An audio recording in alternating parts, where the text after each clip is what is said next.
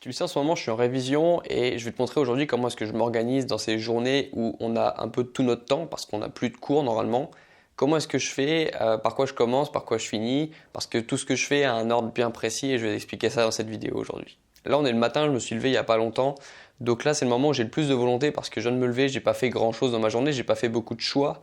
Du coup, j'ai toute la volonté qu'il me faut pour prendre les bonnes décisions, j'espère, et aussi toute la volonté qu'il me faut pour faire les choses les plus difficiles. Qu'est-ce que c'est les choses les plus difficiles? C'est pour moi, en l'occurrence, parce que j'ai un commentaire d'arrêt dans quelques jours, c'est de lire des décisions de justice, c'est de lire des attendus, c'est de lire de la doctrine. C'est des choses qui sont compliquées et qui demandent un peu de clairvoyance pour essayer de les comprendre. Donc c'est pas quelque chose que tu devrais faire à 22h, 23h parce que c'est déjà difficile à comprendre comme ça. Donc autant le faire le matin, au début de la journée, lorsque on a le maximum d'énergie. Donc ça c'est pour moi, pour mon exemple, parce que j'ai un commentaire d'arrêt dans quelques jours. Mais toi, si par exemple tu as, je sais pas ton épreuve, je sais pas ce que tu as, mais fais la chose la plus difficile que tu as à faire dans ta journée au début. Si tu as un exercice à faire, fais-le en début de journée. Si tu as, je sais pas, si tu fais du sport, fais la chose la plus difficile. Si pour toi c'est difficile de t'entraîner et de faire du sport, fais-le le matin, tu vois. Tu fais toujours la chose la plus difficile le matin parce que c'est là où tu as le plus de volonté. C'est bien aussi parce qu'une fois que tu l'auras fait, ça va te libérer l'esprit parce que tu sais qu'au moins la tâche la plus dure de la journée, elle est faite et ça va te mettre dans un bon état pour la suite de la journée. Ce matin, comme tu le vois aussi à l'écran, j'ai fait quelques flashcards, enfin plutôt je me suis entraîné avec mes flashcards parce que j'ai fait quasiment toutes mes flashcards qu'il me fallait pour les examens. Donc maintenant, je suis à l'étape où je me teste sur les flashcards, donc je me pose des questions, les questions que je me suis posées moi-même sur mes flashcards et puis après j'y réponds, donc tu vois un peu comment ça se passe. Et cet après-midi, je continuerai à faire ça parce que je vais essayer de moins lire de la doctrine cet après-midi. Je vais essayer de faire des choses un peu plus simples parce que j'aurais déjà dépensé un peu de ma volonté, de mon énergie dans les tâches de ce matin. Et le soir, comme tu le verras, c'est le moment où je fais les choses plus détentes. C'est le soir où je fais des choses qui me font plus plaisir et qui ne me demandent pas vraiment de motivation parce que c'est soit du sport, ou soit tu le verras comme ce soir, du temps passé avec quelqu'un, tu vois. Tu choisis les activités, tu vois, j'irai pas caler un rendez-vous avec quelqu'un en début de journée parce que c'est plutôt un moment où j'essaie de travailler, même l'après-midi, c'est un moment où j'essaie de rentrer, de faire les choses les plus difficiles qui demandent le plus de volonté et qui donnent des résultats dans nos objectifs personnels et dans nos études. Et le soir, c'est le moment où tu peux plus profiter, le soir où tu passes des moments un peu plus agréables, c'est le soir où tu peux faire les choses qui ne te demandent pas de volonté et puis qui te font plaisir, qui vont te récompenser de ta journée que tu as passé à travailler. Je fais pas que ça dans ma journée, je t'avoue qu'en révision, j'essaie aussi de varier plus et tu sais que moi mon ennemi en révision, c'est le temps libre parce que plus tu as de temps libre et plus tu as de chances de procrastiner. Et plus tu as de chances aussi de procrastiner lorsque tu ne sais pas ce qui va se passer dans ta journée, lorsque tu n'as pas organisé ta journée. Donc moi j'essaie vraiment de lutter contre ça, de lutter contre le temps libre et donc même quand je fais pas des révisions, même quand je fais pas du droit, je fais des choses qui m'occupent et qui m'apportent des résultats. Donc par exemple cet après-midi, je vais aussi répondre aux questions de mes clients sur la formation sur la procrastination. Donc ça me fait plaisir de répondre à leurs questions. Je vais aussi, du coup, je filme. Donc ça, je m'occupe de mon objectif pour YouTube. J'essaie de m'occuper le maximum du temps et pour toujours avoir un peu l'esprit occupé, pas vraiment avoir une raison de me poser sur le canapé. Ça, j'essaie d'éviter de le faire. Lorsque je sens que j'ai envie de rien faire et puis ou alors que j'en ai marre de faire quelque chose, je vais plutôt aller faire une balade dehors parce que c'est quelque chose qui me fait du bien, qui m'aère, qui me permet aussi de répondre à de répondre aussi aux problèmes que j'ai en fait parfois dans ma vie. Lorsque j'ai vraiment un truc où j'ai envie de prendre une décision, une bonne décision, d'avoir l'esprit bien clair, les balades me font beaucoup de bien parce qu'elles me permettent d'avoir l'esprit plus clair et de prendre les bonnes décisions. Je vais m'occuper du travail que j'ai à faire pour cet après-midi. Moi, je te dis à tout de suite pour la suite de la vidéo. Bonjour. C'est le nom de dossier, c'est ça? C'est ça. Ça, Je super. vais demander une signature avec le dossier, s'il vous plaît. C'est Et bon. voilà pour Merci vous. beaucoup. Au revoir, bonne journée. Là, il a son nouveau joujou, il est content. Donc voilà, c'est un nouveau trépied parce que j'avais paumé l'ancien.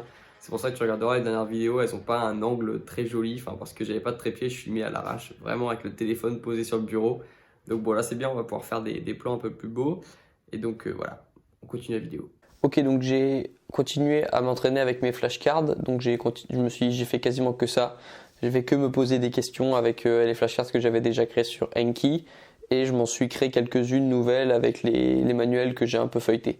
Voilà, donc j'ai fait ça et pendant les moments de pause, j'avançais sur le montage et je répondais à quelques messages Insta pour continuer un peu mes projets perso aussi et pas faire en sorte que mes études, que mes révisions prennent trop le dessus sur tout ce que j'ai à faire pour continuer un peu à toujours avoir cet équilibre entre mes projets d'un côté et la fac et les révisions de l'autre.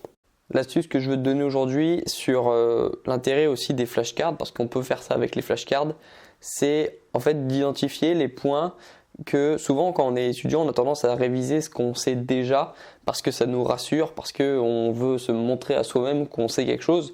Mais en réalité, on le sait déjà quasiment quand on se pose la question. Alors qu'il y a des matières ou en tout cas dans les matières qu'on apprend, il y a des sujets qu'on connaît beaucoup moins bien et on n'aimerait pas tomber dessus à l'examen. Et celles-là, on a tendance à les éviter justement parce qu'on a peur de se rendre compte qu'on ne sait pas quelque chose. Et donc on a tendance un peu à faire comme si elles n'existaient pas alors qu'elles sont là. Et il faudrait qu'on les apprenne pour les partiels justement. Et l'astuce que je vais te donner, c'est de te demander aujourd'hui sur quel sujet tu n'aimerais surtout pas tomber. C'est-à-dire que sur quel sujet tu serais très mal à l'aise parce que tu n'aurais pas grand-chose à dire. Et moi, je te conseille de commencer par ce sujet-là dans tes révisions et de faire vraiment à la toute fin les sujets où tu le sens bien parce qu'en fait, c'est les sujets que tu maîtrises déjà et tu n'as pas besoin d'y revenir très souvent, tu n'auras pas besoin d'y revenir vraiment. Alors que les sujets sur lesquels tu sens que si ça tombe, tu es mal, c'est les sujets où tu as plutôt quelques blancs à combler. Et ben moi, c'est là-dessus que je commence. Je commence sur les sujets sur lesquels je me dis si ça tombe demain, je suis foutu. Si ça tombe après-demain, je suis foutu. Et il faut commencer par là, je pense, parce que c'est une erreur de toujours vouloir...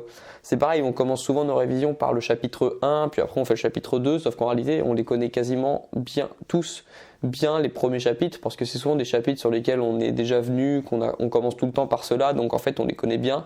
Souvent c'est une bonne idée aussi de commencer par la fin, par les chapitres qu'on connaît un peu moins bien.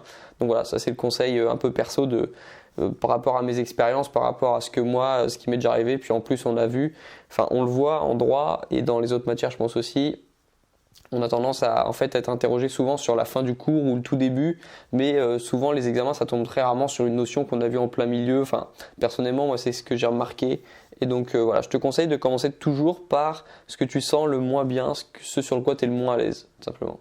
Bon, et puis maintenant je vais continuer de travailler un peu sur mes projets et peut-être un peu sur mes flashcards, mais bon après je vais aller manger un bout et puis on se retrouve tout à l'heure. Bon, et puis comme je le répète souvent, les études vont faire partie de ta vie quand tu seras étudiant, mais les études ne doivent pas remplacer ta vie. Tu ne dois pas abandonner ta vie sociale, tu ne dois pas arrêter de voir des personnes que tu as envie de voir, tu ne dois pas arrêter de faire des choses que tu as envie de faire, tu ne dois pas arrêter le sport, tu ne dois pas arrêter plein de choses pendant tes études juste parce que tu es en révision. Parce que ouais, il y a d'autres choses à faire que de réviser. Donc apprends aussi à faire un break mental avec tes révisions, apprends aussi à te féliciter lorsque tu as fait quelque chose de bien, lorsque tu es fier de toi, que tu as avancé dans tes objectifs. Félicite-toi, prends du temps un peu pour toi, même en période de révision, même quand ça approche. Tu peux le faire, ça ne va pas vraiment changer grand-chose au résultat et moi je te conseille de le faire pour toujours rester enthousiaste parce que l'idée c'est pas de se cramer pendant la révision, c'est de réussir et de ne pas perdre son enthousiasme. Voilà, moi je te dis à demain à 6h pour la prochaine vidéo, ciao et bon courage pour ta révision.